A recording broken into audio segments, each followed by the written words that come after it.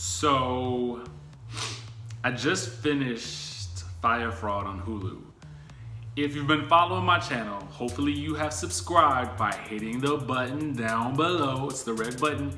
And guys, turn on your notification because you just don't know when I'm going to be posting videos. I try to do them every day, but you know, we'll see how that goes. But I wanted to do a two-part video. Part one was me watching and commenting on the Netflix version of the whole FYRE Festival scandal that happened in 2017. And if you haven't seen it yet, it's an amazing watch. So my goal was to compare the Netflix version versus the Hulu version. I'd heard from various people that the Hulu version was better, but for some reason I ended up watching the Netflix version first, and I did a commentary on that video in the previous video. You can see that just by going back into my channel and watching part one. This is part two, where I'm gonna do an analysis of the two to compare the Hulu version to the Netflix version, to tell you guys which one I think is better. And then I wanna know in the comments which ones you guys think is better, all right? So when we left off in the last video, I just finished watching the Netflix version, and then I decided I had to watch the Hulu version. To me, I'll give you my assessment on which one I think is better at the end, but first I wanna break down my thoughts on the Hulu version. So for me, the Netflix version seemed to go heavily into the planning of this event. So we got a lot of behind the scenes of the planning of FYRE Festival, how it came to be, how Ja Rule came to be connected with it, who exactly Billy Macfarland was. We got to know a little bit about the players like Fuck Jerry. You know, we got to know a little bit about, and the reason I bring up Fuck Jerry is it's really, really important, because I just realized something by watching the end of the Hulu version.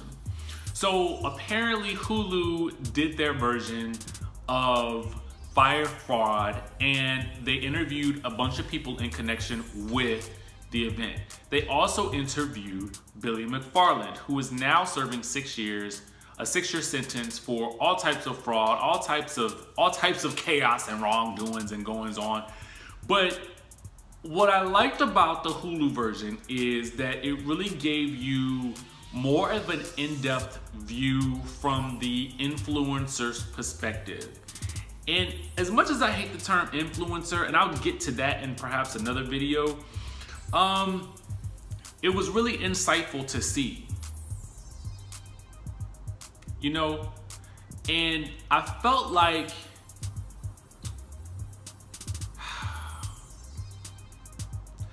I don't know. It made me sort of, I've been leaning towards despising this term influencer for like the past couple of months. And I used to be one of those types of people who wanted to be an influencer, who wanted to be chasing after, you know, the next big thing to promote on my Instagram, and, you know, who can I try to partner with so that people could see me in a particular way. And for me, I'm just not interested in that anymore, because I just feel like I'm at a different point in my life. But it's interesting to me to see these influencers sort of living out this whole fantasy that FYRE Festival was basically advertising. So to kind of get their viewpoint about it was interesting. And the other thing that I liked seeing was the interviews with Billy itself. I feel like the Hulu version is watching specifically for the interviews with Billy, because while Netflix gave you behind the scenes of how this was coming to be, I feel like Hulu sat you down with Billy.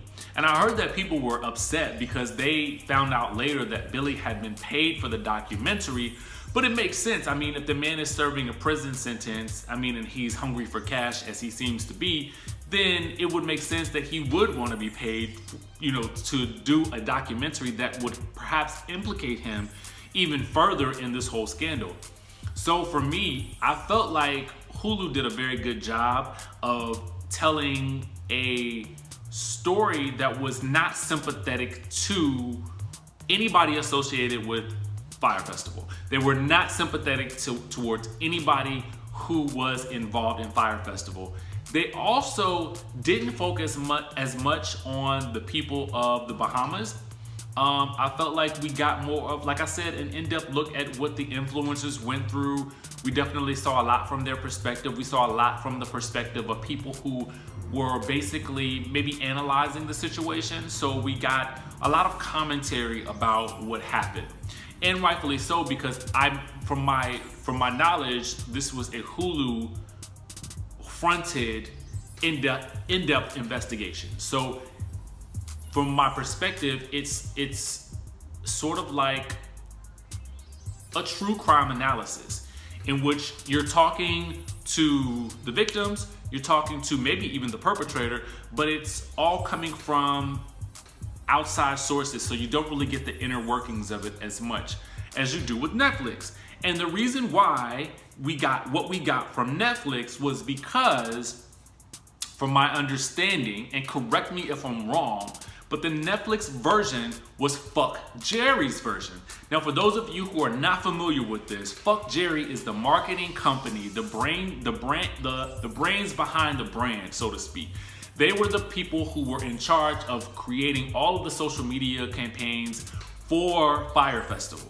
From my understanding, this is what I'm understanding from both of these documentaries. I am hearing, and from what I understood from the Hulu documentary, is that Fuck Jerry had their own documentary, which is why they were able to give us so many behind the scenes elements in the Netflix version. So for me, I just felt like you really need to watch both to get a full in-depth understanding of the magnitude of all of this, because I almost feel like the downside of the Netflix version is that it seems somewhat sympathetic towards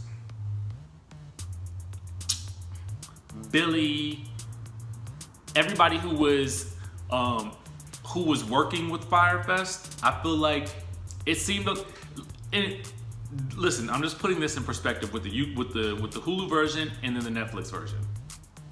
So if you watch the Netflix version, I feel like you get a very good look at how this came to be.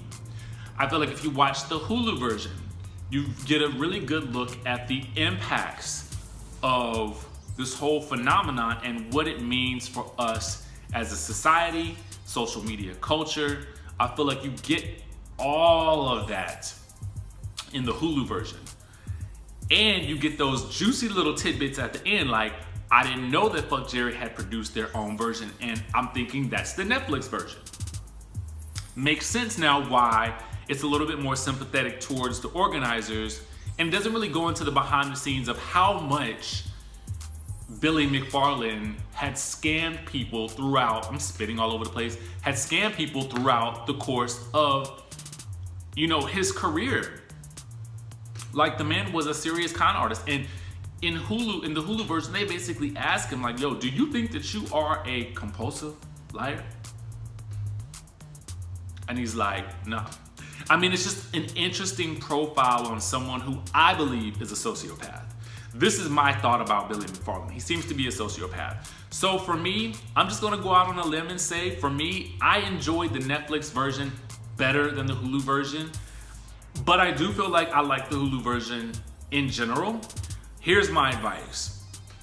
I think that you should watch the Netflix version first, because I feel like it gives you a close look at what actually happened behind the scenes and how this thing came to be, how Ja Rule became a part of it. It really goes in depth in that. I feel like you should watch the Hulu version right after that, because I feel like it will give you a broader view of exactly what happened, and it'll put so much in perspective. So that's my thoughts on this whole FYRE Fest madness. Now we can put this shit to bed.